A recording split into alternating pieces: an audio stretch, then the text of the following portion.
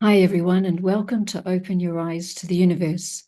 I'm Gabrielle Martin, your host for this evening. Open Your Eyes to the Universe is a series of contemporary talks, conversations, meditations, and interviews with people who inspire and uplift others by sharing their wisdom and their insights and experiences to co-create a better world. And as we begin in a spirit of reconciliation, the Youniverse team acknowledges the traditional custodians of country throughout Australia, and also their connections to land, to sea, and community. We pay our respects to their elders, past and present, and extend that respect to all Aboriginal and Torres Strait Islander peoples here today. And I also like to acknowledge and respect the wise elder within us all and the collective wisdom of all those here this evening. And tonight on Youniverse, we are in conversation with Sister Jayanti, the additional administrative head of the Brahma Kumaris, and Professor Debbie Haski-Leventhal, a Professor of Management and the MBA Director at Macquarie Business School in Sydney. Now, their topic this evening is purpose, meaning, and impact.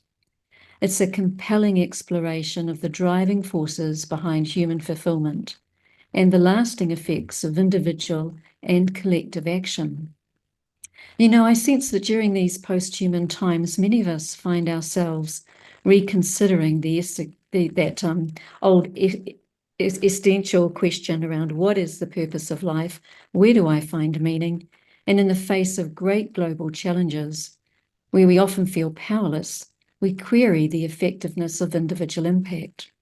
And equally, too, I think that some of us perhaps place these questions on the back burner as we understandably attend to the demands of and challenges of everyday living, where our lives have been sometimes reduced to that habitual formula of get up, go to work, go home, go to bed, get up, go to work, and so on, like living life on a daily repeat cycle, a bit like a dishwasher.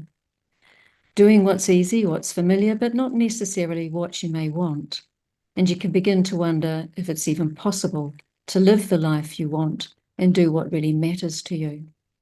So if you've ever pondered questions like, what does it mean to live a purposeful life?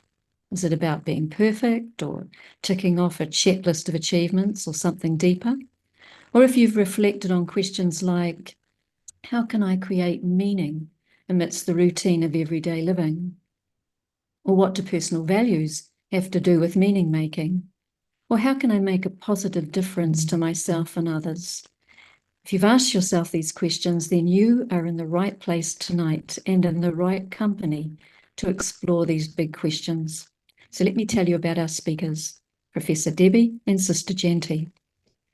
Our first speaker is Professor Debbie Haski-Leventhal, and she tells me that if a fortune teller had told her at 18 or 19 years of age that she'd one day become a professor of purpose and impact, she'd have asked for a refund. Because at age 19, becoming a subject matter expert on purpose, on meaning and impact was completely off her radar. She tells me that a family tragedy when she was very young led her family to the Kabbalah Center in Israel, and this was years before Madonna and other celebrities joined it. And this is where she grew up, in this environment, which she describes as a cult-like atmosphere, until she managed to escape. And I'm using her words here. And Debbie maintains that higher education and volunteering transformed her life. And she has since devoted her entire career to studying the pro-social behaviors of individuals and companies. Today, Debbie is an awarded and well-published Professor of Business Management and the MBA Director at Macquarie University, Australia. With over 60 academic articles, 5 books, and a TED Talk, she dedicates her teaching, her research, and her knowledge to creating impact and enabling others to find meaningfulness and purpose. So that's a little bit about Debbie. Our second speaker tonight is internationally renowned Sister Jayanti, and she co-leads the largest spiritual organization in the world, open to men and women, yet led by women. Often considered a university, the Brahma Kumaris operates in excess of 4,500 teaching centers in over 120 countries around the world.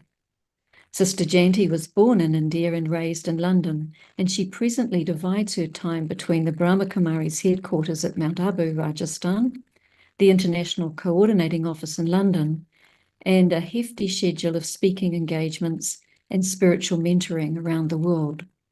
She is the United Nations representative in Geneva for the Brahma Kumaris, which is accredited with general consultative status with the Economic and Social Council. Wherever she goes, Sister Jayanti brings her message of inner peace, hope, and personal empowerment to individuals, to families, in villages and town centres, and to international forums with global thought leaders, inspiring millions to empower themselves to make positive changes in their lives. So as you can tell by these brief introductions, both Professor Debbie and Sister Jayanti, in their own way, grounded in their sense of purpose, are change agents for a better world. And I'm sure you'd like to know more about them, and Jan will place their website details and other matters in the chat box. And you can also leave your questions for Professor Debbie and Sister Jayanti in the chat too, and I'll pick them up later this evening. But right now, Professor Debbie and Sister Jayanti will be exploring the interconnectedness of purpose, meaning, and impact, and illustrating how discovering one's true purpose leads to a more meaningful life, and then it creates a ripple-like effect that can positively influence others and the world at large. So, Professor Debbie and Sister Jayanti, such an honour to have both of you with us tonight. Thank you for agreeing to be part of our program, and a very, very warm welcome to Down Under. Thank you so much. Yeah, lovely to be with Beautiful you, introduction. Very nice to be with you. And I think we've got Sister Jayanti there as well. Hello to both of you. Happy to join you both down under. I'm not exactly sure where you are, Sister Jayanti, in the world, but wherever it is, I'm sure it's going to be in a different time zone than what Debbie and I are in. I'm now But in India. You're in India, right. Okay. So it would be about lunchtime for you? Something like that? Yes, It is. that's right. Yes. Great. Okay, so we're in the evening here. But Debbie, let's begin with you. I feel as if I kind of know you more than the measurable hours that I've actually spent with you in your company, because I read your book, and in your recent book, Make It Meaningful, you know, you speak very personally about your search for purpose and meaning, as well as your desire to create positive impact in our world. And as readers, you know, you took us through your childhood marred with tragedy and hardship, and then we met the 19-year-old you in Israel, describing your inner turmoil as you searched for meaning and the quest to find, to find your purpose. And you were really on that voyage. And then many years later in Australia, you deliver a TED talk, beginning very confidently with the question, what is the purpose of the universities and what is their role in the world? Now, I find that a really striking question and a great way to open a TED talk, but it suggests to me that you've truly traveled the personal journey of meaning making and been on the voyage of finding your purpose. And I'm wondering if you can share with us tonight some of the big flags of your roadmap to finding purpose, making meaning, and creating impact. Thank you so much, Gabrielle. It is such a pleasure and a unique privilege to be here with all of you tonight or today, wherever you are. And as you say, I share my personal story because when I was going to write a book about purpose and impact, I knew I could not be detached. I had to bring my whole self into the story because as humans, we really connect with others when they're open up with vulnerability and openness to their true story. So I had to bring up my story, but I didn't want to write a memoir. I wanted to use my story to enable people to find purpose, meaning, and impact in their life. So I'm going to share my slides very briefly, and I will share a little bit of the story with you today. It's going to be a much shorter version than what is in the book, but I would like to do that so we can connect on a more personal level before starting to share ideas on purpose and impact. So this little girl in the middle is me. I was actually born under the name Adi, which means jewel in Hebrew. And I was born in Israel, in Tel Aviv, to a family of 5. And here I am with my brother and sister, the 3 Musketeers. But you see, my brother is wearing a hat because just before I was born and he was 6, he was diagnosed with cancer. So in this period, he was undergoing chemotherapy, which, as you can imagine, affected the entire family. Very sadly, when I was just 3 and he was not even 10, he passed on. And my first memories are of my mother sitting on the floor crying, a bereaved family. And it's not uncommon for children who grow up in such families to feel that they're not enough, that they're not enough to make their family whole again, that they're not enough to make their mother happy again. And that was how I felt. And there was a lot of sadness in our house, naturally. But when I was 5, my mother, who was asking big questions such as, why did this happen? Why did this happen to me? What did I do to deserve it? She came across a spiritual center, and she found comfort and answers to some of her questions.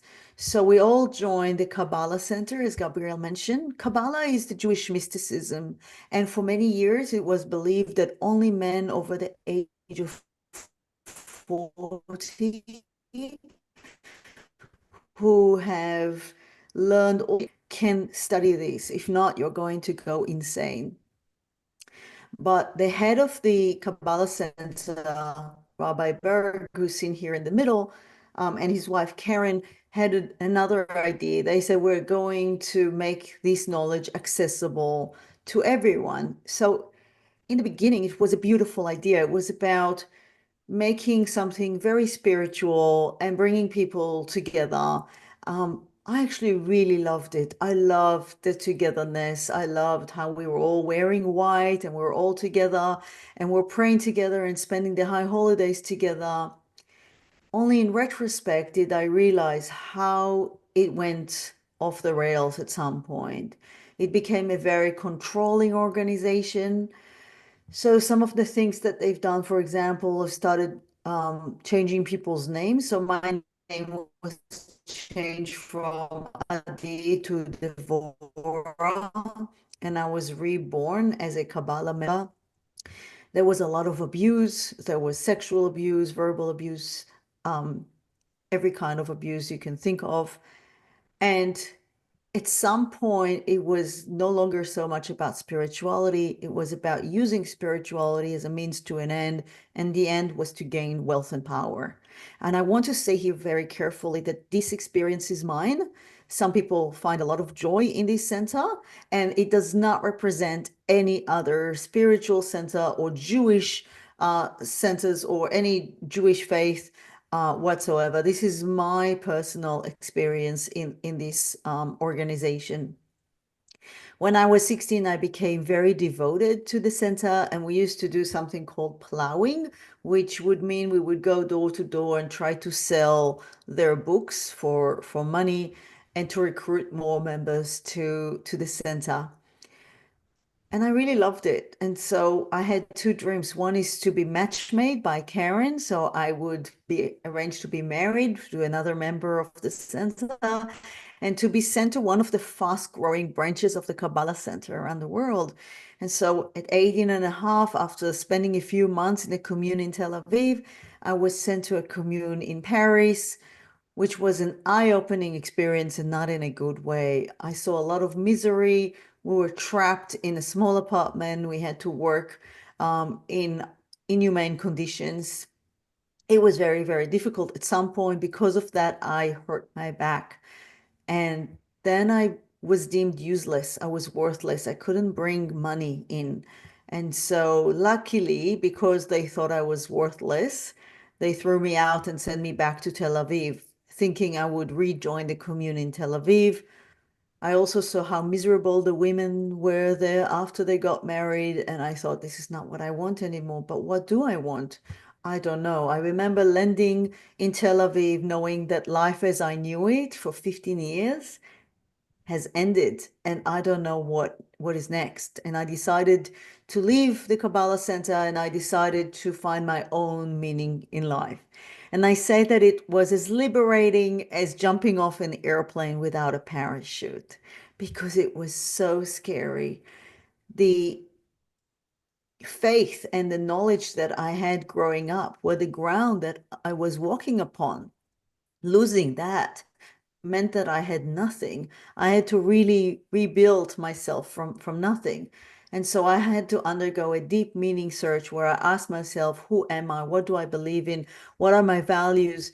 And one of the first thing I decided to adopt is the value of compassion towards animals and humans, and to try and always be kind to everyone around me. And so within days of living the Kabbalah Center and very religious kind of faith, I became vegetarian, which means I never had pork in my life. I never had a cheeseburger. Uh, but it was something that I felt could fulfill my life. I went to university and I studied philosophy so I can ask all the big questions that I was not allowed to ask before. And so you see me here, I was trying to make a living. I had no financial support. You see me here typing people's assignments so I can make a living, and I took on these old jobs so I can survive. But what I did next completely changed my life, and I can actually point. There are not a lot of people who can point to a certain moment in their life, a sliding door moment that led them to where they are today, but I can. So it was this kid that changed my life. Because in Israel, they have a huge project called Perach, and university students, nowadays it's 30,000 students every year, work with children from disadvantaged backgrounds. And in return, the government waives half your tuition fee. And it was the only way that I could afford to go to uni. But it was an amazing experience because for the first time in my life, after years in the Kabbalah Center, I felt this is what it's like to really make a difference because I influenced this kid. I helped him work out his problems. We used to do art together and go to museums, and I spent a whole year with him, 4 hours a week. And I tried to change him, but he really changed me. And he opened my eyes to the power of volunteering, of doing good in the world without asking anything in return. And so I volunteered for another year, and then I became the volunteer coordinator. And at 24, I became the vice manageress of the project, and I was in charge of 1,000 volunteers and their students. And it was an amazing experience of feeling like I'm really making an impact. So then I decided this is what I want to do when I grow up, and I did a master's degree in management of not-for-profit organizations and a PhD on volunteering. And it started an academic career devoted to pro-social behavior of individuals like volunteers and organizations through CSR, corporate social responsibility, sustainability, positive impact, and activism. And this led me to what Gabrielle has mentioned, my TED Talk, where I started by asking, what is our purpose as a university, as the academia, as higher education? What is our purpose? And how do we move beyond just educating students, giving them degrees and doing great research, to doing something more meaningful for us, for the sector, for students, for the world? And that is my big inner drive in everything that I do, in my teaching, in my research, in my speaking. I ask myself, how can I create a ripple effect impact so that people can take the ideas I generate and do good with it so that we can have more of a positive impact? And as a professor of corporate social responsibility, I see companies that are truly led by purpose, like Patagonia, caring so much about the environment, they're asking people not to buy their product. I teach in the MBA, this is not what we teach people to do when you run a business. Or Ben and Jerry's, who say, we're a company with a social mission. We just happen to make ice cream, not defined by their products or their sales or their quarterly revenue, by their social mission, which today they put together as activism. here in Australia, we have a company that was started by three 19-year-olds who were heartbroken by the fact that 900 million people don't have access to clean water. And so many of us hear about those global issues and global problems, and we think, oh, that's terrible. And then we move on to our lives, to our day. But these three guys said, no, we want to do something about it. We're going to start a company and sell bottled water. So the money from that, 100% of the profit would go to fund water projects in the developing world. And then they went on to seeing other problems. So when they saw the problems with sanitation and hygiene, they started a series of body care products. They had food products, they had diapers. And so they had all these products that were just there for impact. As we say, people don't buy what you do, they buy why you do it. And Thank You and its founders had such a strong why. So what we see is companies that are no longer obsessed with being the best in the world, the outdoing all their competitors. Instead, they want to be the best for the world.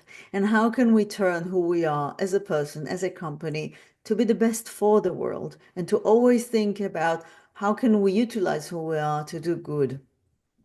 And so I kept on working, and I wrote a book called The Purpose-Driven University, and then Make It Meaningful, which is the last book that came out that Gabrielle read. And I always feel some sense of intimacy with people who read the book because they really know my story.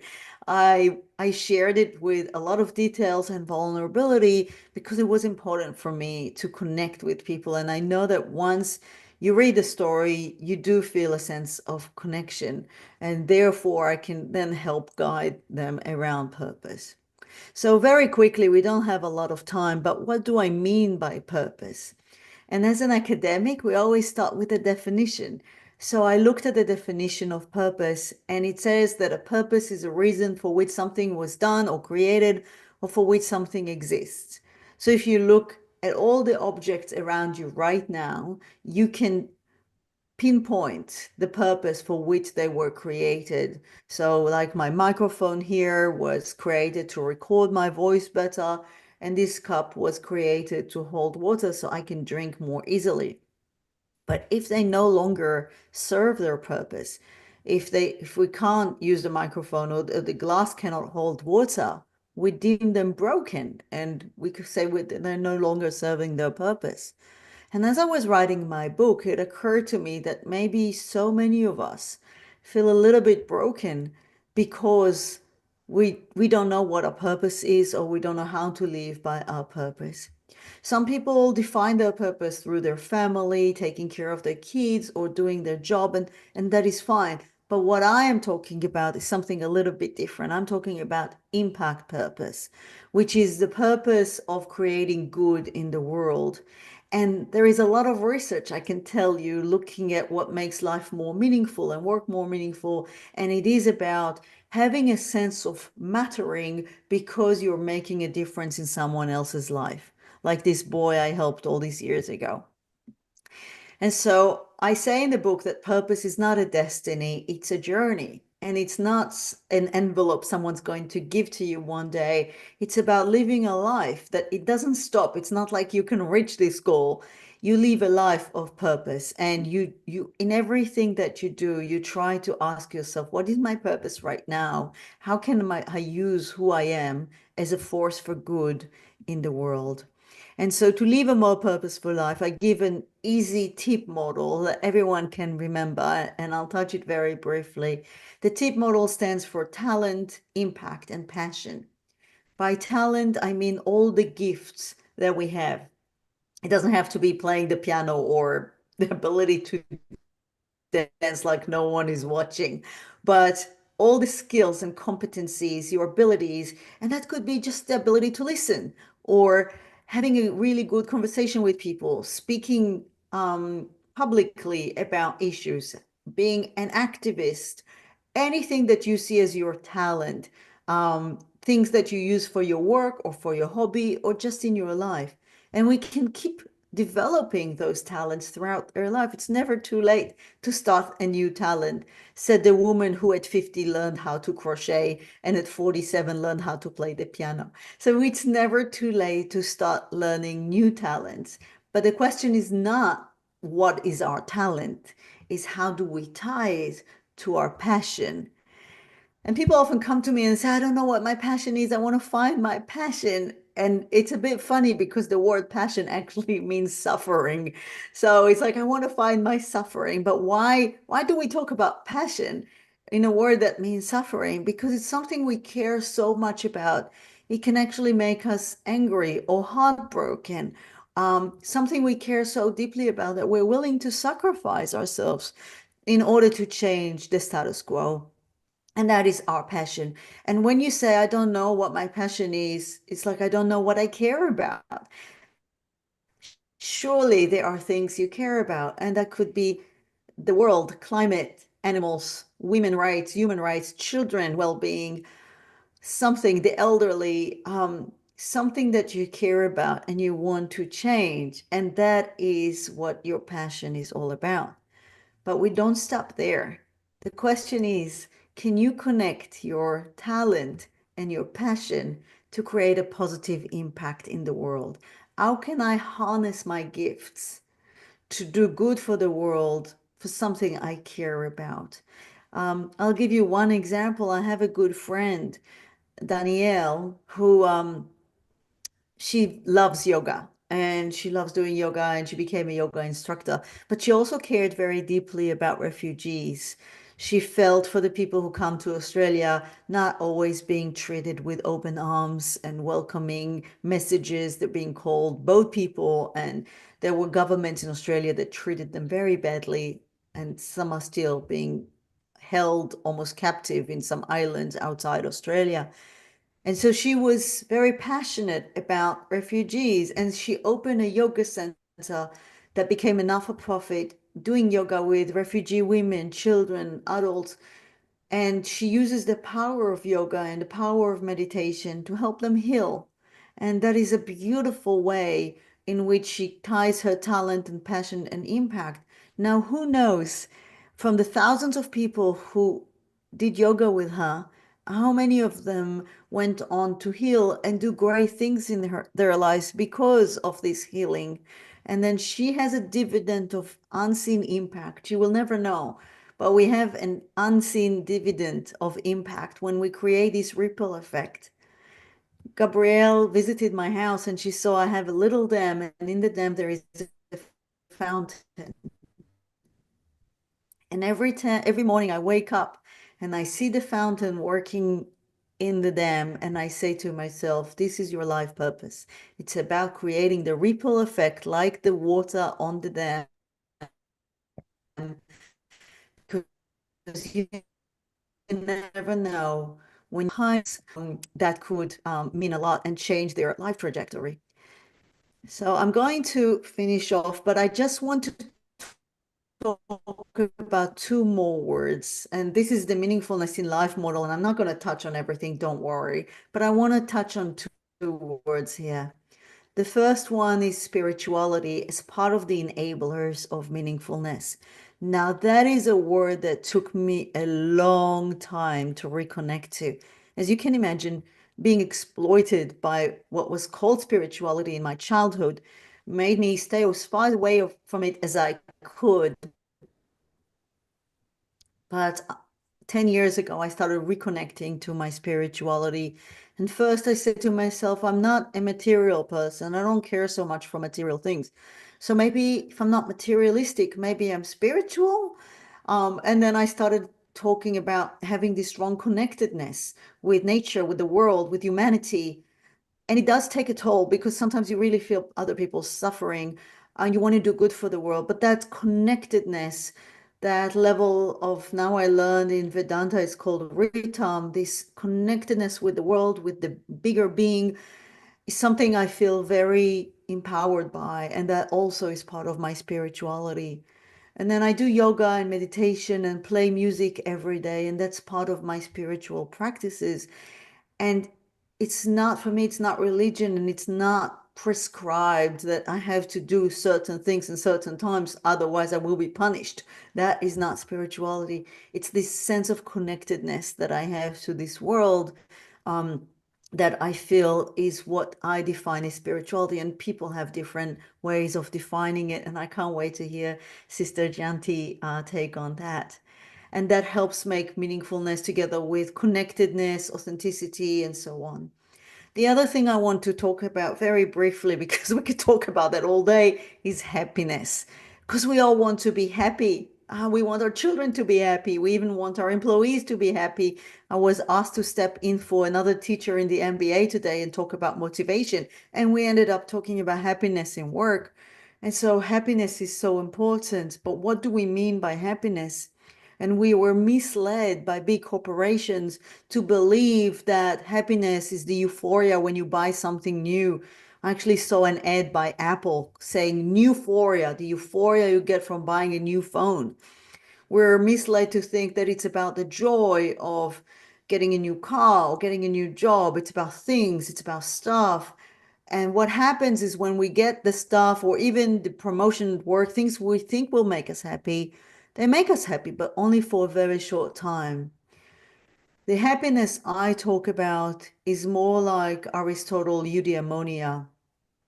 It's the happiness that comes from a life worth living because you fulfill your potential as a human being and you flourish by helping others to flourish. Now, if you can achieve that, you have this deep, profound sense of happiness in your core that regardless of adversity in life, you still hang on to this happiness because it's not happy, happy, joy, joy. It's this sense of fulfillment that you have in your life, which is why resilience is the next thing, and well-being and perpetual flame. All of it has to do with human flourishing and being able to connect with others in a meaningful way. So the rest of this model can be explored in the book. I don't have the time to look into all of that, but I just want to say thank you. And to finish off with another quote saying that we all need passion. It's like the petrol that fuels the car. But if we don't have purpose, we're just going in circles. We need a direction to where to put our energy. And this is what I try to do through the tip model. How do we tie our passion to our impact to find purpose? Thank you so much. Evie, that was brilliant, wasn't it?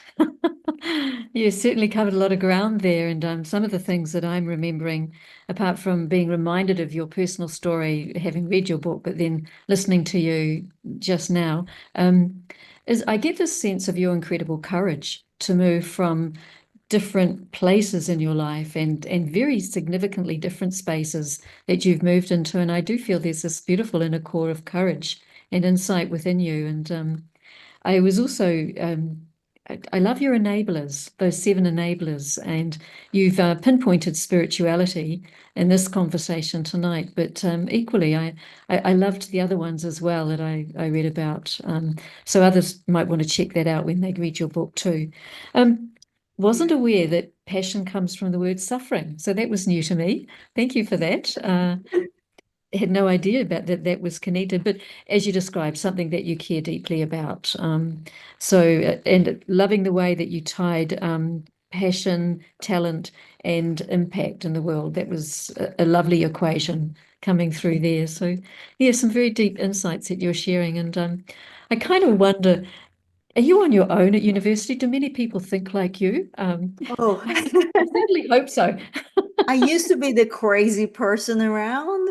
People Ah. would look at me a little bit weirdly, but now I'm not anymore. We have a whole crowd of people who are about social impact, social entrepreneurship, social justice. And it's amazing to see how academia is starting to change to a point where even our accreditation as academic bodies now talk about purpose and impact and how do we enable the students to find their purpose. So I don't feel like the crazy person anymore, and that's wonderful.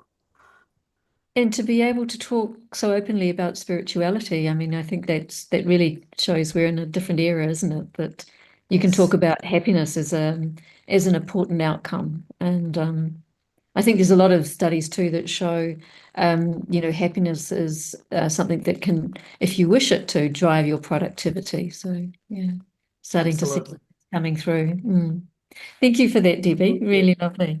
Indeed.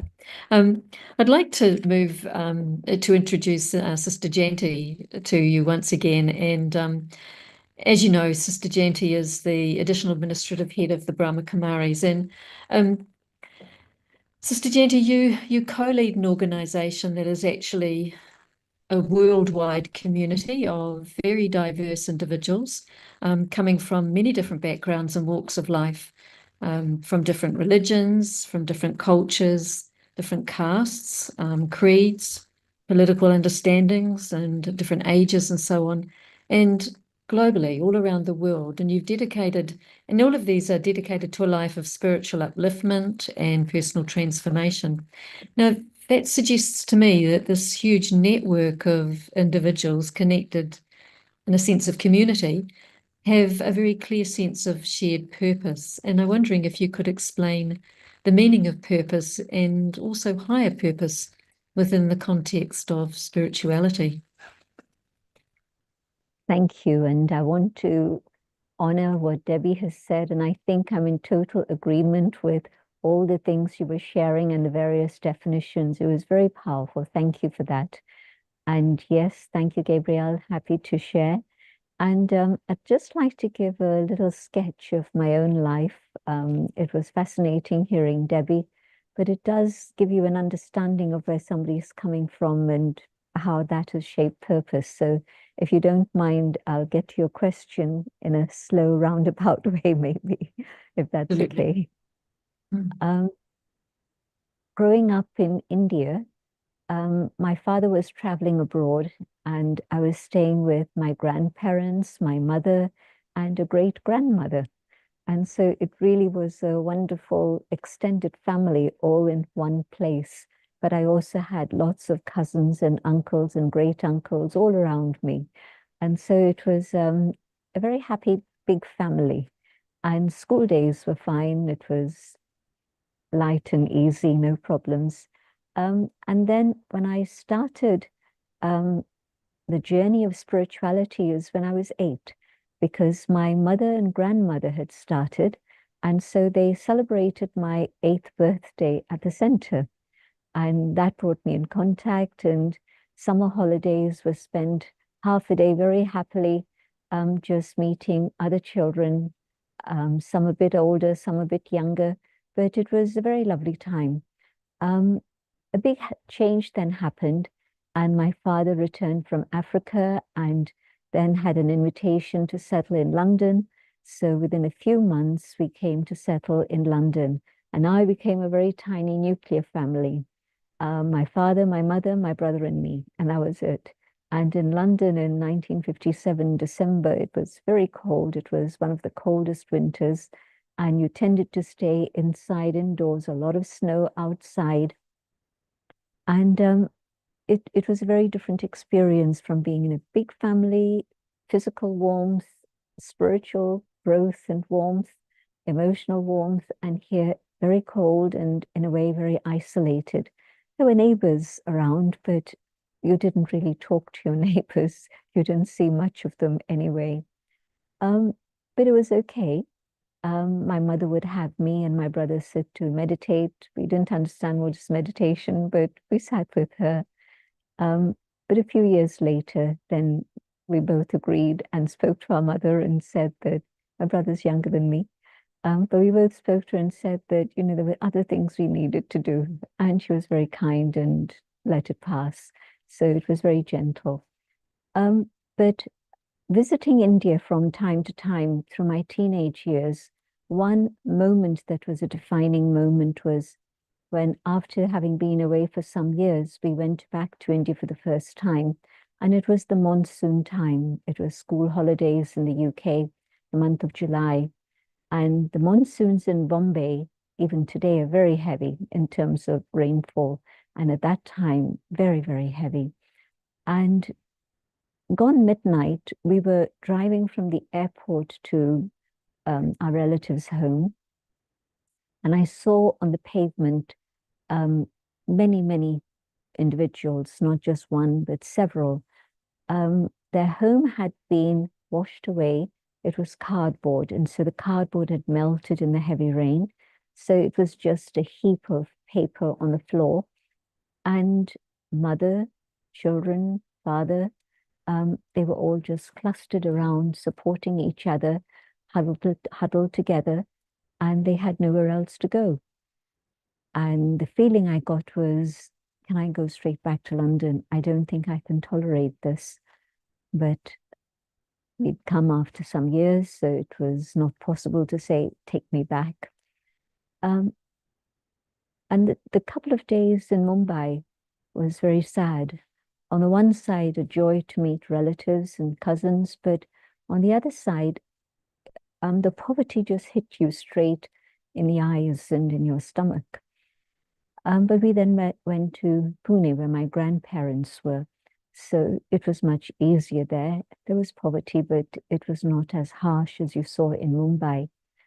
But I think at that age, I was 15, 1964, and another turning point had been the death of President Kennedy, and I felt I'd lost a hero. But anyway, then it was this poverty. And I think at that moment, in an unconscious way, I decided that my life couldn't be just for myself. It had to be for some form of service. And I didn't articulate it to anybody at that time. But some months later, back in London, having a discussion about what we want to do for our future, 15-year-old girls, when they have time, they talk about things like that. And everybody spoke about going to uni, getting a degree, having a career, getting married and settle down. And I didn't see a trajectory like that for myself. I knew that I had to do something. I didn't know what. And the other girls were very shocked when I spoke to them about this. And I realized that they'd traveled in the US and in Europe, but they'd not traveled in Asia or Africa. So they had never come across such poverty. Another moment came when I'd started uni and I was having an out-of-body experience up there, looking down and asking myself the question. This is during a lecture at the theatre, in a very modern theatre in the university. And I'm up here and I'm asking myself, what are you doing? And my pen had stopped writing, but I could see myself looking down. And I told myself, snap out of it. Came back and started scribbling again. And when I shared this with my parents, my father, who was very, very liberal, and my mother was deeply into Raj Yoga, but both of them agreed that maybe I needed a bit of time out to get to know my roots. Going to India on holiday for 2 weeks is very different to getting to know your roots. So I was happy to do that. Came to India December 67.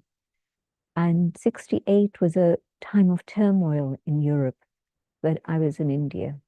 But enjoying tourism, enjoying fun, all the things that teenagers enjoy.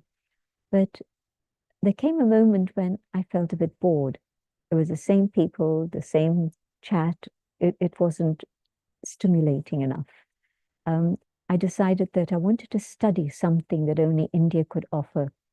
And the first thing that came to mind was, let me find out what Raj Yoga really is. And I went to meet Dadi Janki.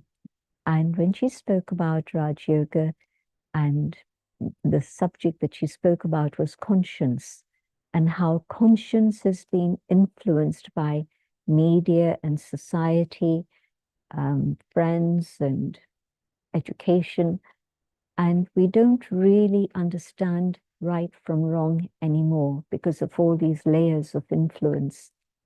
And my question was, well, how do you remove this? And her answer was, meditate. I said, okay, I'd like to learn to meditate. And the same day, I started the course just a few hours later.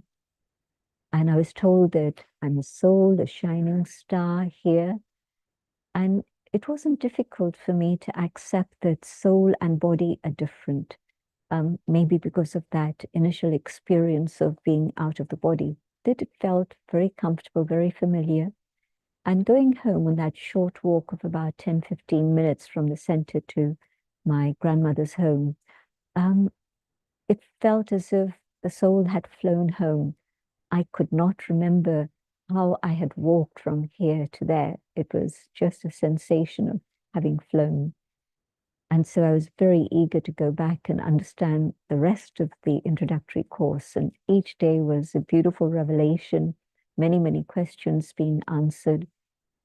And just a few weeks later, there was going to be an exhibition at a place which was just beyond where I was in Pune. So there was Bombay, then there was Pune, and then there was this hill station, a place in the hills called Mahabaleshwar. And at that time, Bombay and Pune centers had collaborated to be able to create this place where people could come and find out more about meditation and the teachings of Raj Yoga. So Dadi Janki suggested that I could go. And so we went along to spend a few days there in the community. Living in a community was very new for me, having been in a nuclear family, but it was beautiful. We'd meditate together, study together, and then have breakfast and go racing down the hill to the place where there's the exhibition. We were at a boarding school which was vacant for the summer holidays. This was May. It was May 1968. By then, the students' riots in Paris had happened, I think, or around that time. It was a time of the hippies and things were changing dramatically in the world. But I was in an ivory tower. I was in this place in the mountains and it was beautiful. A taste of what spirituality can really offer, both in terms of the friendship and the community, but also what I'd see is that people would walk into this exhibition at the town hall, see the images, quite graphic images describing all aspects of meditation. And within half an hour of going around, when they'd come out, their faces were different. Their faces were smiling. And I knew what I had to do. Coming back to Pune a few days later, I said to Dadi, I want to be of service. I want to be able to live in a center. She was very surprised. And she asked me to write a letter to Brahma Baba, who was still very much in the physical world at that time. And Baba could read English and speak a little bit of English, and he knew me. I'd visited Mount Abu a couple of times by then. I wrote to Baba. Next morning, when I go to the morning class, Daddy hands me a telegram. And you don't get telegrams often. Even in those days, you didn't. But Baba decided to send a telegram. And the telegram said that Daddy Janki was coming and I should come with her so that we could talk personally. Meeting Baba, Baba asked me, what would you like to do? I told Baba, I want to be able to serve and I want to surrender. And he said, I knew it already. And I remembered that a few years earlier as a teenager, when I just visited Mount Abu on holiday, he'd said that I'd be a spiritual teacher one day, but I could scarcely understand Hindi, and so it didn't really register very much. And now as Baba spoke, I remembered that scene. And so the next few months were packing up and preparing my parents for what it is I wanted to do. My mother was also shocked, even though she was very much into Raj Yoga, but you couldn't imagine somebody living the austere life of an ashram. And in those days, at the end of the 60s, life was very basic, very simple, generally in India, but especially in an ashram. And so my mother was surprised, but supportive. And my father was very shocked, but also supportive. So it turned out that by October, I was actually living in a center. And it was a life of great joy. There was a connection with Brahma Baba through letters.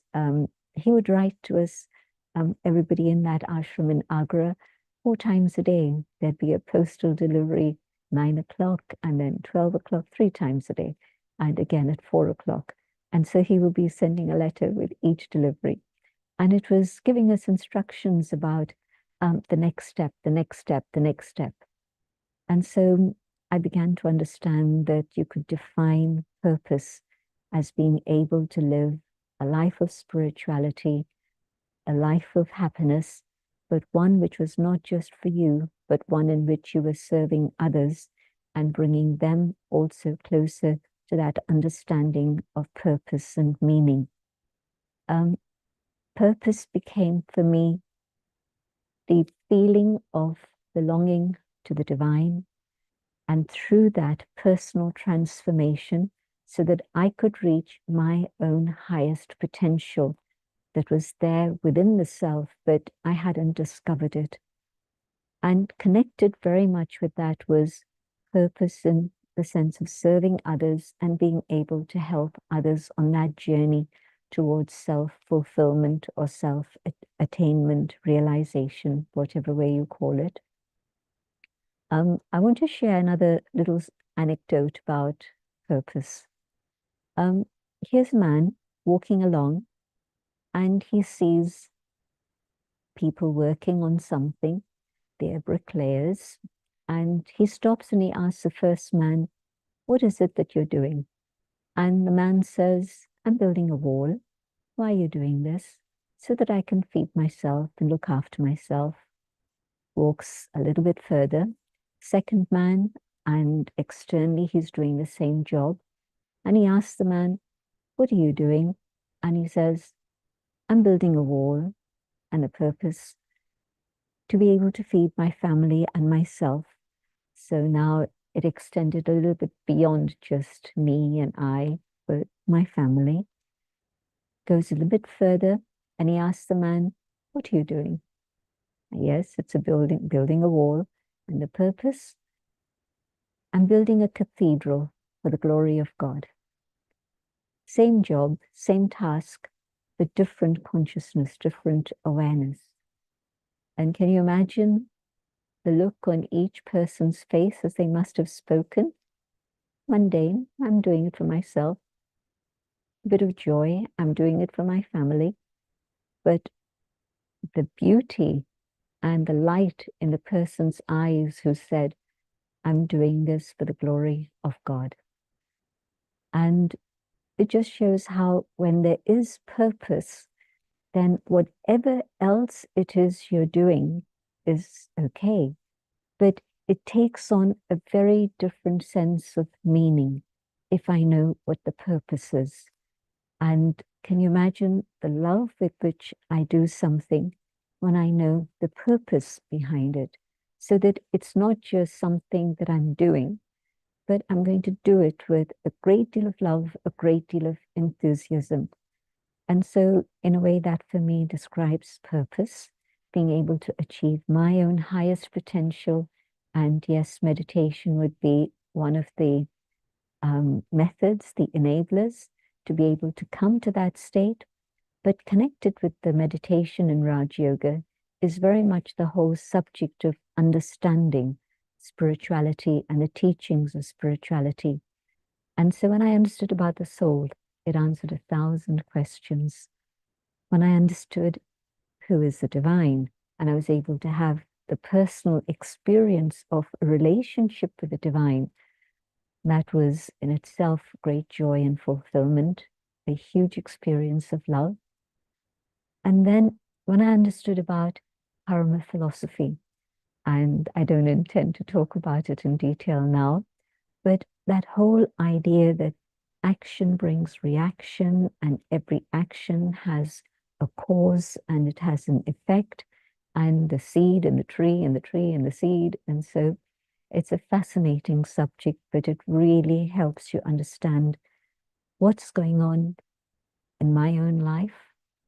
What is it that I can do to make a difference to my life, but also to the world out there? And yes, very much I agree with this concept of impact being a ripple effect. Harvard University did an experiment in a summer school, and again, no details, but one person's kind act can travel and impact at least 125 others. I love that, because definitely then pulls me out of that situation of feeling, well, what can I do alone?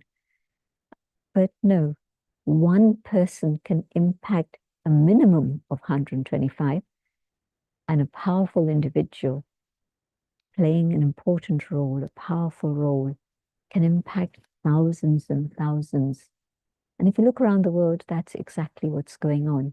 The impact of one on another, or one on many, many others. And that creates the culture, that creates the situation of the world, good or bad, whichever way it goes. But it's this whole concept of every human individual has energy and creates an impact. And so when my purpose is not just for me, but the awareness that when I move in the direction of my higher purpose in life, not just eating, sleeping, drinking, but the highest potential I can attain. And it also is part of the journey that I engage in service. I can't reach my highest potential unless I'm ready to give and serve in some form or another. And then that becomes part of my journey of fulfillment. But also I do it because I understand there is meaning behind the things I'm thinking and saying and doing. And the more aware I am of meaning, the quicker I move to my highest potential. I'm able to fulfill my purpose. And the impact, you don't have to think about it, but there's an automatic ripple effect on everybody around you, whether one person stops smoking in an office and other person, now there's a law you can't, but I know that in earlier days, one person would stop smoking in an office and there'd be a ripple effect. And within some space of time, nobody would be smoking in that office. That happened to so many. So the impact is visible sometimes, but very often it's not so visible. But yes, you know that if the seed is good, then the results are also going to be good. The fruits of that seed are always going to be good. And so the impact is then one person sows the seed, but when the fruit comes, it's not just for one person. Many others can enjoy the apples from a tree that was planted way back by one particular individual. And so I know that spirituality is the way forward for the world, because it's lack of values that has created the chaos today. And values lie within the spirit, the soul. And so when we connect with ourselves, we're able to connect with the original pure goodness of the spirit, of the soul itself. The kindness, the compassion, the love, the truth, all blossoms. And the soul flourishes. But of course, and is sharing this with everyone in every connection, in every contact. And so there's definitely going to be an impact on the world. And we have a slogan I want to share. When I change, the world changes also. And so first, the immediate impact in my little world around me, but beyond that, as a minority begins to become powerful, the impact of the minority is able to change the thinking of the majority. And it's through changing our consciousness, our thinking, that we can deal with all the issues of the world, whether it's violence, whether it's terrorism, whether it's climate change or the breakdown of the environment or the state of the economy. I'm being very simplistic, and that's fine, but just think about it further. My consciousness and my change of consciousness away from the limited external physical to a spiritual perspective and a bigger perspective of my family as the universe, the whole world, definitely changes the world. Thank you.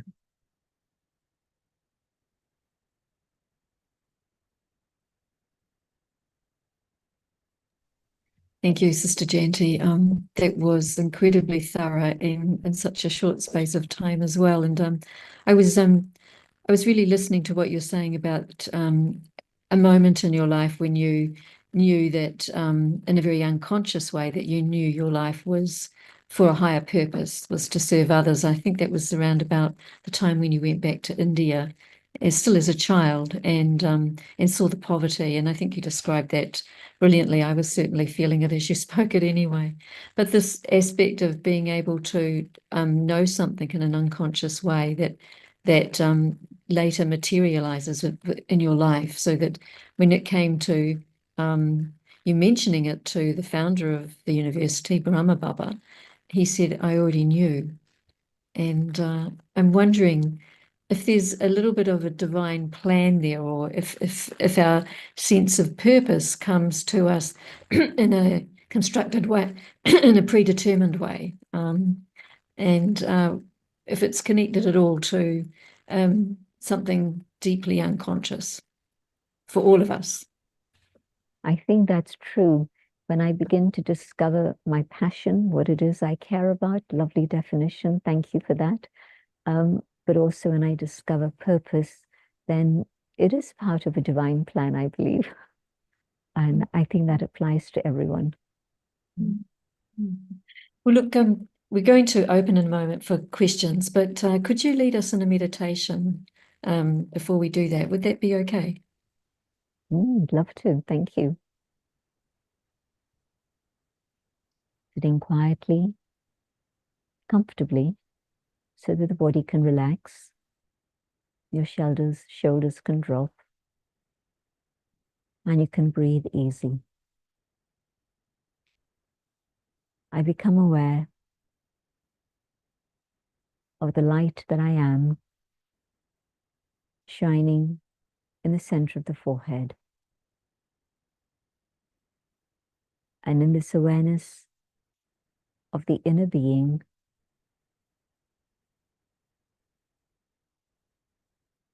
I begin to find peace, going deeper and deeper within. I connect with the peace that lies within. And in this awareness of my own spiritual identity, I can feel the presence of the divine, the supreme, the being of light, the source of all positive attributes, the source from whom emerges an ocean of love, an ocean of peace, an ocean of knowledge.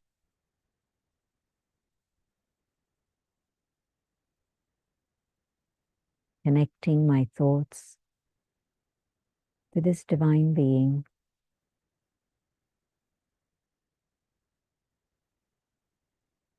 peace, love, and knowledge reach the soul, and I absorb all of these qualities within myself.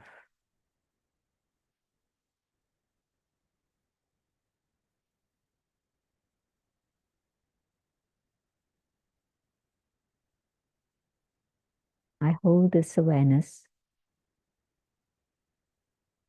and come back to the moment here and now in the physical dimension, but now carrying this experience to be able to use this in the way I think and speak and do all that I need to. Om, I am Shanti, peace. Thank you. Thank you, Sister Jayanti. I'm going to pitch some questions that have come through, and some of them are assigned to someone, but otherwise I think it's really just over to either of you to answer as you feel inclined. But someone's asking here, what are the signs of living life purposefully? And can you summarize the essential ingredients to building a purposeful life? Debbie? I loved how Sister Jayanti talked about the light in your eyes. When you live a purposeful life, you get to keep the sparkle. There is something, an inner flame within you when you know that you are devoting your life for goodness. And it's not easy. It's not all joyful, but when you do that, you have this sense of profound connectedness and happiness. Not always, but most of the time it's what you feel. You have this sense of mattering, that your life really matters, and you also start becoming more eager to do more of that. The more purpose and impact you create, the more you want to create. It's just a perpetual flame and a perpetual want to do good for the world. So this is for me about how do you know that you're doing it? You do have a sense of fulfillment, and it is about asking yourself every day, how can I use who I am, what I know, what I care about, to do good in the world? And that's for me, in the nutshell, what it means to live a more purposeful life. Thanks, Debbie. Anything from you, Sister Jayanti, on that? Beautiful definition. And I would just add that everything feels very worthwhile. And when you know that your time, your money, your energy, everything is being used in a worthwhile way, it brings a sense of contentment. And it's a very good incentive to do more, as you said, Debbie. So I think that one of the reasons why people get depressed is because they're not finding purpose. They haven't given time to ask themselves that question. And what I'm finding is that young people, especially, I hear very sad stories about depression and so forth, generally in the world. And maybe it's become more visible since COVID. Prior to that, it was there, but maybe it was more under the surface. And now it's become very visible. But it's so important to find purpose and know that, like you said, your life matters and Yes. every moment matters. We spend so much money going to therapy where so many of us don't find relief. And someone in the 1960s came up with the idea of a helper's therapy. When we help others, we help ourselves. And it's such an ancient idea. It's such an ancient wisdom. I think it was Gandhi who said, find yourself and lose yourself in the service of others. Because when you are in the service of others, you lose yourself. You stop thinking about your own problems and your own issues, but you also find yourself. You discover who you are in a way that is not defined by your job or your age or your title. It is about service of others, and I think it's a beautiful notion. Agree. Here's one that's saying, does everyone have a purpose? And is there a plan for each of us? And similarly, a second question, does the soul have a special calling or purpose? If yes, what? And does my karma and other people's influence dictate my soul's calling? That is a Bit in question there. for you, Sister Jayanti. Quite a bit in there. Do you want me to say it again? Read it again. No, it's okay. Does- Quote it. I believe that every single soul has a purpose, and it's important to give time and attention to try and make sense of it and find it. But also, I think that whatever situation I find myself in today, depends on the karma or the past. And so that's created the circumstances I'm in today. But today, I believe that if I seek knowledge, if I seek wisdom, then that journey of finding knowledge, wisdom, is going to move me in a direction that takes me out of the sphere of influence of others so that I begin to define my own life and journey and purpose. If I'm stuck there thinking, oh, well, what can I do about this? This is how life has shaped me. This is how I am. But that's only from the past. But today, at this moment, I have total choice. And so knowing that I have total choice, I can truly rise above the limits that others impose on me. And this whole concept has such a big impact. Say, for example, in the 60s, the pressures that were put on women or girls, I would say, to do this and not do this. Girls don't do this. Girls can do this. They should do this. You know, that sort of idea of gender or even race. This idea that I have to just simply sit back and say, well, what can I do about it? These are my circumstances. It impacts race, it impacts gender, it impacts age. There's so much discrimination in terms of age today also, or disabilities, or different abilities. And you can rise above all those things. Beautiful. Can I just add a couple of things here?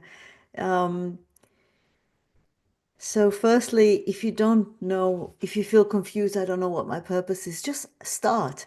Just help others, volunteer, smile to people, be kind. Just start from where you are. You don't have to think about, I have to start a movement, or a movement could be two people. You start with two people, and that's how you start. And I was very privileged 2 weeks ago to give a keynote address to 300 people. And I was just thinking about what you said, Sister Jayanti, about what can I do? I'm just one person. And we often have that notion. It's like, oh, but how am I going to change the world? Well, you're not going to change the world. You're not going to save the world. That's your ego. But you can connect with others to do good. And so I was giving this keynote address, and it just came to me as I was speaking. And I asked the first person in the first row to say, what can I do? I'm just one person. And then I asked the person next to her to say it with her. And they said it together. And then I asked the first row to all say together, 20 people saying, what can I do? I'm just one person. And then 350 people in the hall saying together, what can I do? I am just one person. And it became so loud and obvious that together we can do so much that this sentence becomes meaningless. Really is about starting where you are, doing what you can. And I heard this beautiful lecture from Ronnie Khan, who started Oz Harvest, which is an Australian organization for saving food and fighting food insecurity. She's a beautiful human being. And she said, if you see a fire, there are three things you can do. You can be very angry about it, or you can write to the politicians, or maybe you can call someone else to fix the problem, or you can go and take a bucket and try to turn off the fire. And if you don't have a bucket, take a glass. And if you don't have a glass, take a spoon. And you might say, but it's just one spoon. What can I do with one spoon against this big fire? But there are millions of us, and we're all holding spoons together. And that's how we change the world. Beautiful. Thank you. That's lovely. That's lovely. Thank you. Here's another one that's come through. How do I overcome self-limiting beliefs? Perhaps it's a little bit connected to this feeling of being, what can I do? I'm only one. But how do I overcome self-limiting beliefs? Sister Jayanti, would you like to start? For me, this idea came about and got thrown out totally in terms of limitations. And I came to the awareness that I am that inner light. And yes, I occupy a physical chariot, which is precious and valuable, but it's only my vehicle. And I am that living energy within this. And so when others see me only with that consciousness of this physical form, they're going to put me into a box and they're going to try and limit me. But I accept all those limitations myself because I've put myself in that box. When I come to the awareness of that inner being, I'm not in that box anymore, and I have my own inner dignity.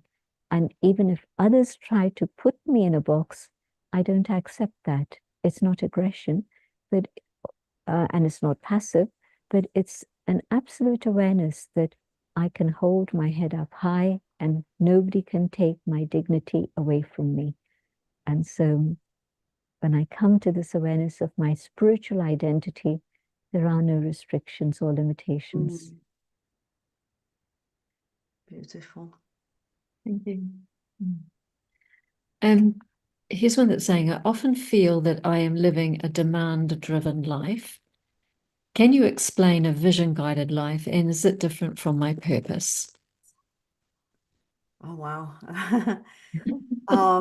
It can be, and it can be the same. So we do put all these limitations over ourselves. And we say, well, we're too busy, we're working, we have kids. I don't have time to do work for my purpose.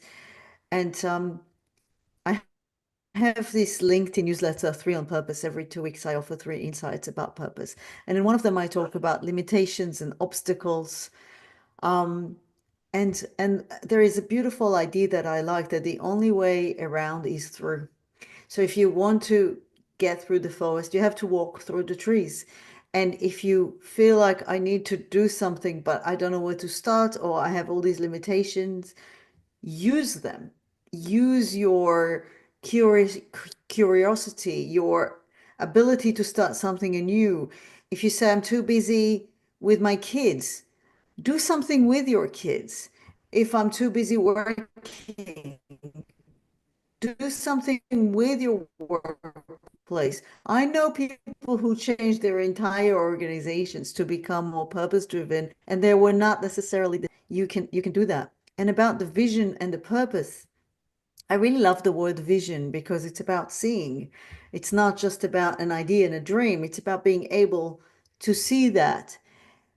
And if you can have a purpose-driven vision to better humanity and to leave the world a little bit better than when you found it, and it could be something minimal, but you say, this is my role in this world, then that becomes your vision, which is why I use the idea of not best in the world, because one of my students once said, yes, you're talking about a vision, but we have a vision and it doesn't speak to me. And I said, what is the vision?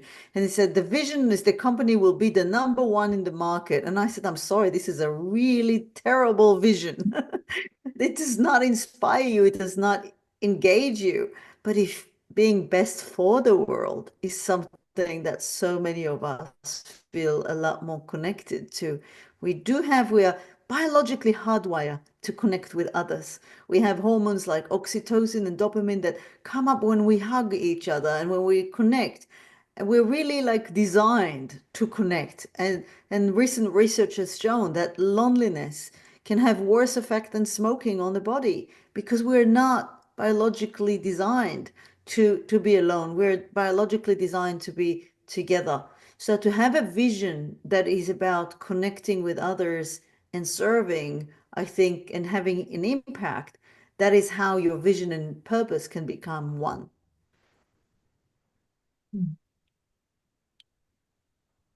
Lovely. Thank you. Thank you, Professor Debbie. Sister Jayanti, is there anything that you'd like to add to that? I think that's beautiful. I'll stay Yeah. with that. Okay. Here's one that's addressed to Professor Debbie. How committed are corporations and organizations to corporate social responsibility, and how can we encourage them to be if they are not? My life work.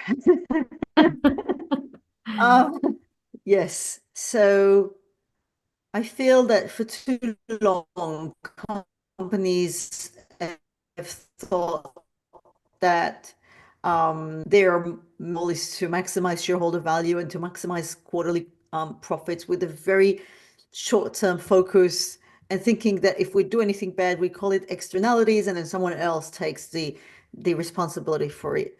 When I talk about corporate social responsibility, I would like to explain that I do not talk about philanthropy. I do not talk about giving money to charity or employee volunteering.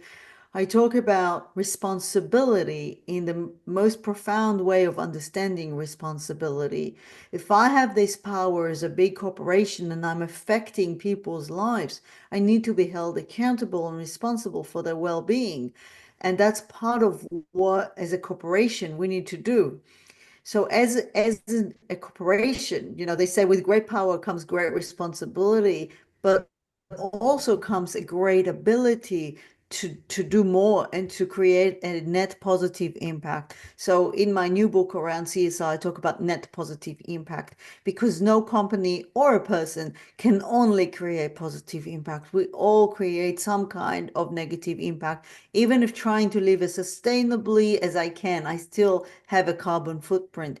So a net positive impact is about minimizing the harm as much as I can and maximizing the positive impact. And this is now the conversation, as I've shown in some of my slides, this is the conversation that an increasing number of corporations are starting to have. So if your company is only still focused on quarterly profits, you're lagging and you need to come up to what the world is now expecting from you. And it is the only way we can really address society's greatest problem. Poverty, gender inequality, and many of the other issues that we have in the world are not a coincidence. They were created oftentimes by greedy corporations that wanted to use poverty to pay people very little and maximize their profit and so on. So it's time for us to really reconsider the role of business in society and change the relationship with the world. That's wonderful. That's amazing what you've just said there, Professor Debbie. Excellent. I think it's really striking at the heart of the way that we do things in our world presently. So it's a big task. There's a lot to be done there, yeah. Absolutely. We're not there yet. No, but I find it very encouraging that we're thinking in those ways. Like that's a huge movement forward, isn't it? Just to be thinking that and repositioning the role of business. Yeah. This is one for Sister Jayanti. I've listened to you where you have shared a vision and a purpose of a future world where living is respectful to each other, animals, and the environment. We don't seem to be anywhere near this in present reality. Is there a divine plan, and where is God in all of this? One of the beautiful things in terms of the role of God is that God creates a beautiful world, and all the, whether you call it the scriptures or you call it the legends or the fairy tales that come from across the world, we know about a world that was beautiful. And what happened to it then? Well, it wasn't God's intervention. It was human action and reaction, and you see the state of the world today as it is. So it wasn't God's plan in the sense that the world he created was beautiful. And we've made a mess of it in very simple words. You know more about the detail than I do, probably, but everything has become rather a mess. And God's role now is to teach us so that then we can put in our energy to creating a good life for ourselves. But that also means that my life is not a selfish one, but my life is one for others. And so when I put that energy into this, then my life is uplifted. It's come up earlier. But also I'm able to support others in their journey. And as we go through this process of change away from I and my and mine into the awareness of a family, one world, one family, then I think that we're moving in that direction. We can then take God's power, God's love to bring about that change, and a better world can be made available for everyone once more. So yes, I believe that there can be change in human beings. I know I've changed myself. There's more to do with work in progress, but I know that I couldn't have come this far without the help from the one above. But my hope is that as others also begin to recognize that spirituality is truly the way forward, where it's not just selfishness, but more of a concern for the whole, then yes, together, and it has to be together, it's not one individual, but all of us together, collaboration, that is the way forward. Then we're going to be able to have that vision become a reality. And I hold that vision very much in my heart. It resonates with me. I feel that that is the way we should be. And I love this concept of the hardwiring in the brain or in biology, that we are creatures of society. We're not creatures of solitude and isolation, but we are creatures in which we live together as a family. And I think that we can make that happen. Thank you. We do have one or two more questions, but we are out of time.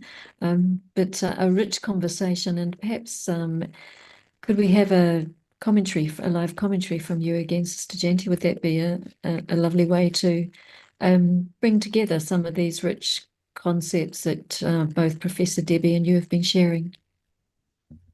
I just want to give my thanks to Professor Debbie and also to you, Gabrielle, before I get into the meditation. Much appreciation for all that you've offered. Thank you so much. It was really uplifting. If I could just have one request before we go. Yes.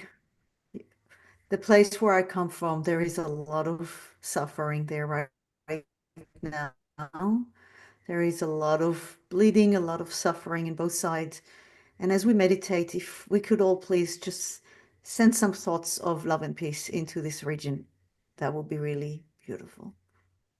Thank you. Yes. Connecting with the being that I am.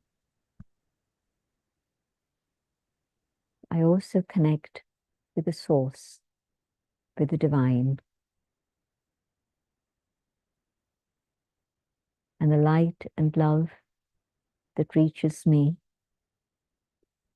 is not just for me.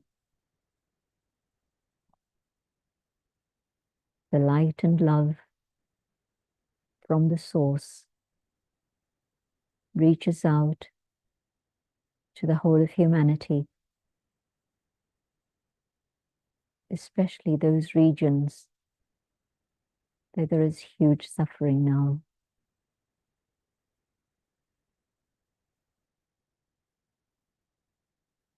From the source, the light of love, of peace, of truth, reaches human hearts so that they begin to see things differently and behave differently.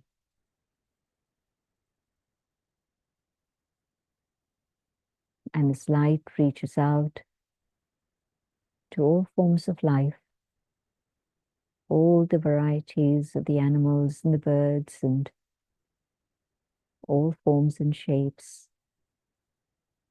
and offers them protection and comfort and solace.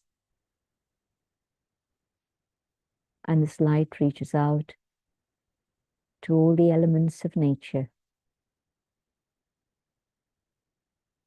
all the life that exists here in its myriad forms on the planet,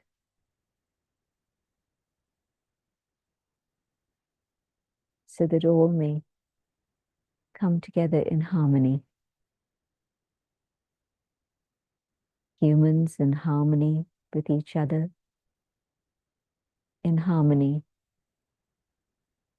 with all animals and birds and bees, and humans in harmony with all biological life, the plants, the trees, and all that is here on this beautiful planet. So that through harmony, we can create a better world for all. The light from above shines on us all.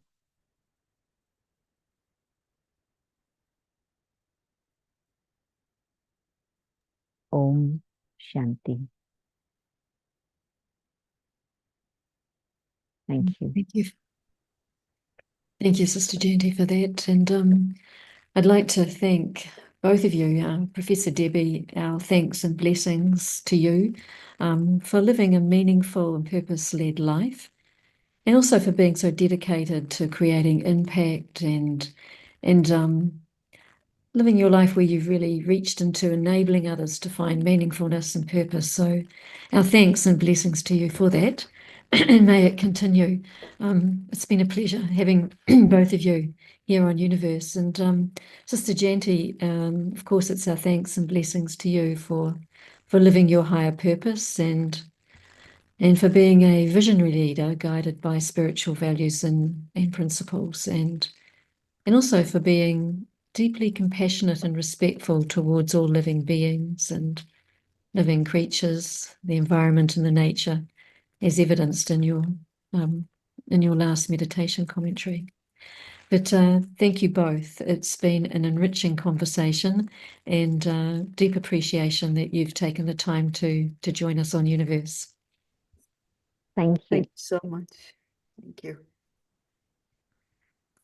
Well, viewers, Sister Jayanti will be in Sydney and Melbourne briefly in April 2025, so watch this space for announcements closer to the time about her public programs being offered in both cities, and Melbourne and Sydney. And Professor Debbie lives and works locally, and I'm sure you can reach out to her via her website if you wish to. But in the meantime, you may like to browse our online bookshop, Eternity Inc., which has a full online range of books on self-empowerment and inner powers, always at not-for-profit prices, so do check them out. And if you'd like to subscribe to Open Your Eyes to the Youniverse to receive monthly updates, then please email us at special.events@au.brahmakumaris.org. And in terms of our next episode of Youniverse, it will be on the 23rd of November, 6 p.m. That's daylight saving time here in Sydney. And our conversation will be on soft power. And as we close out tonight, we'll be playing a special song for you on Journey. And so until we see you on the 23rd of November, live a purposeful life and take care and walk lightly on this earth. Om Shanti.